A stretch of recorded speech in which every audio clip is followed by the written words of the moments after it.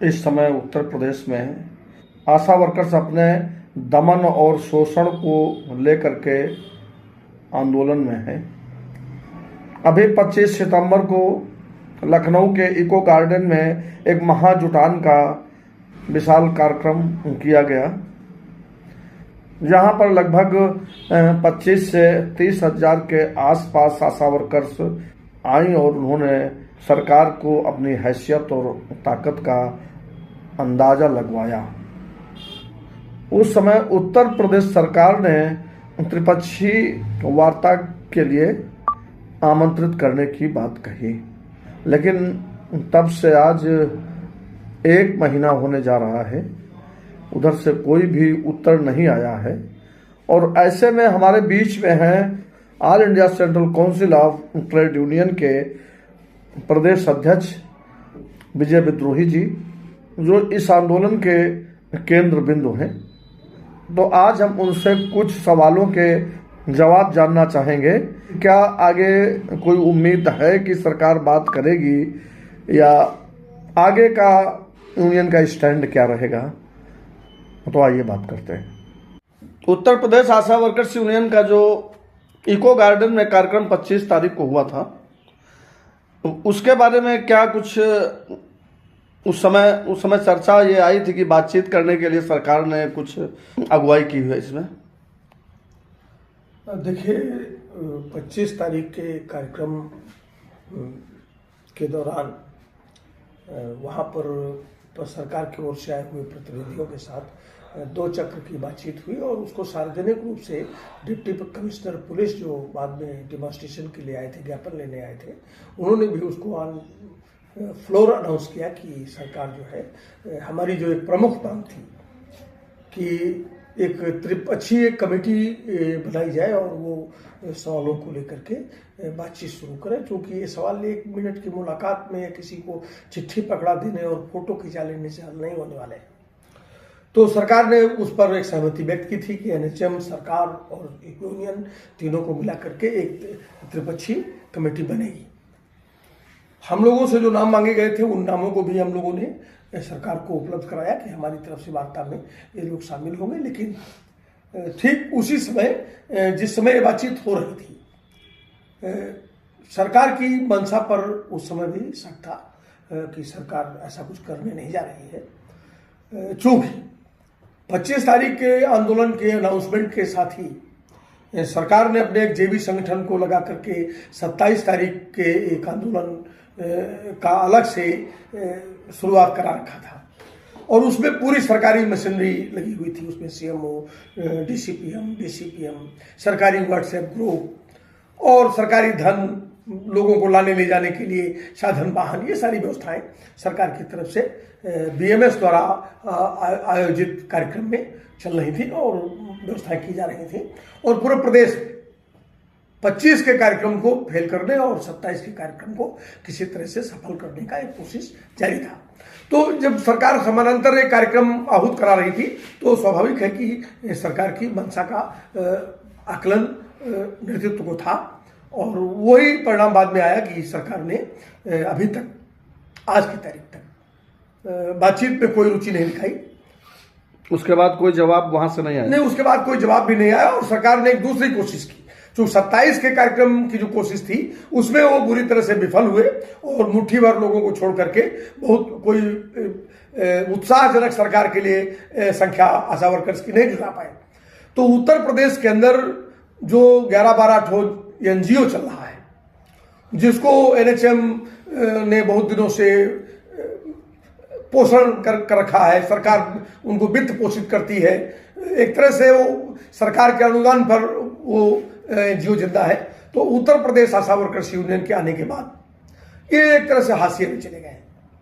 तो इन एनजीओ को एक साथ खड़ा करके, एक जगह बैठा करके सरकार ने एक ज्वाइंट कार्यक्रम करवाया इनके जरिए, जो 12 और 13 तारीख को लखनऊ के उसी इको गार्डन में 12 एनजीओ फिर इकट्ठा हुए और पूरा जोर लगाया सरकार ने और इन एनजीओ ने कि एक बड़ा माइलेज हासिल किया जाए और आशा वर्कर्स में एक फूट दिखाई पड़े।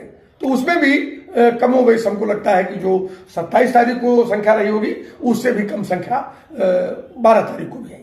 तो सरकार दो प्रयास हमारे संगठित आंदोलन को बिखेरने की, इसमें फूट डालने की कोशिश करती तो जरूर दिख रही है, लेकिन बातचीत करके मसलों को हल करने की दिशा में उसकी कोई मंशा कहीं से परिलक्षित नहीं हो रही। इसीलिए हम लोगों ने तो अभी कोई आगे उम्मीद है आपको इससे कि नहीं, सरकार से कोई इस संबंध में अभी कोई उम्मीद नहीं है और ये उम्मीद हमको करनी भी नहीं चाहिए, इसलिए कि हमारे सामने दो उदाहरण है और वो उदाहरण हमारे सामने बिहार का है, वो उदाहरण हमारे सामने हरियाणा का है। कि बिहार के अंदर आप समझिए कि 31 दिन की हड़ताल और हरियाणा में 73 दिन की हड़ताल के बाद सरकारों ने बातचीत के टेबल पर बैठ करके कुछ मसलों को हल किया है। हरियाणा में तो 2 बहनों की शहादत हुई, लाठीचार्ज हुए, गिरफ्तारियां हुई, मुकदमे लिखे गए, बहुत भीषण दमन हुआ और इस दमन के बीच में सरकार ने वो हर कोशिश की जिसके जरिए उसके आंदोलन को कुचल सके, लेकिन वो डटी नहीं मैदान में, तो इसलिए वो अंत में 73 दिन बाद अभी 4 दिन पहले समझौता हुआ। तो क्या उसी तरह से उत्तर प्रदेश में भी, उत्तर प्रदेश और बिहार की लाइन को लेते हुए क्या उत्तर प्रदेश में भी इस तरह का कोई बड़ा आंदोलन? स्वाभाविक है कि अगर अपने सवालों को आगे बढ़ाना है तो सरकारों के इस दमनकारी चरित्र को और चेहरे को हमें समझना होगा और ये धारणा तोड़नी होगी कि हम कभी एक बार इकट्ठा होंगे, सरकार हमारा कुछ संख्या देखेगी, हम कुछ नारा लगाएंगे और सरकार हमको कुछ दे देगी। अभी तो सरकारों के हमारे सामने दो प्रदेश की सरकारों की वस्तुगत स्थिति सामने है और उनकी लड़ाइयों का परिणाम भी हमारे सामने है। अभी एक ऐतिहासिक जीत अभी 4 दिन पहले जो हमको तो उत्तर प्रदेश के अंदर बिहार और हरियाणा से पहले हम लोगों ने तो अप्रैल के महीने में तय किया था कि हम अगस्त के महीने में हड़ताल में चले जाएंगे। 12 अगस्त तो हमारी हड़ताल का तारीख तय था, हम किन्हीं कारणों से 12 अगस्त को हड़ताल नहीं कर पाए। फिर हम लोगों ने तारीखों में फेरबदल किया और 25 सितंबर को हम लोगों ने एक चेतावनी रैली की।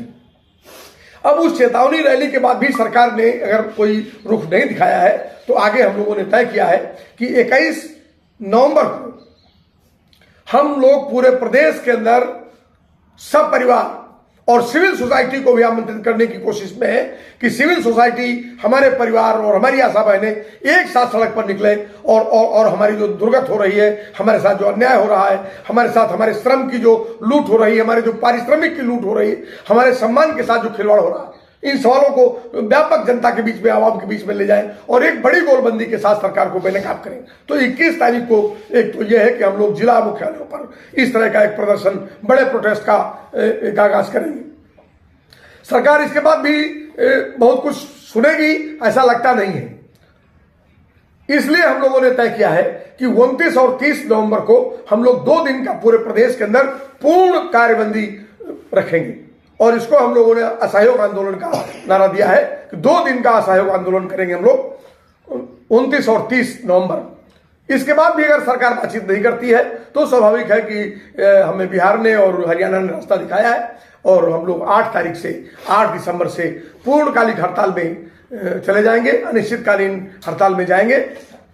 ये बात मैं ये कहना चाहता हूं कि हरियाणा और बिहार, उत्तर प्रदेश नहीं है।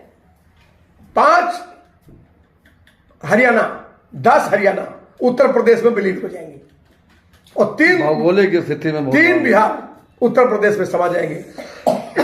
तो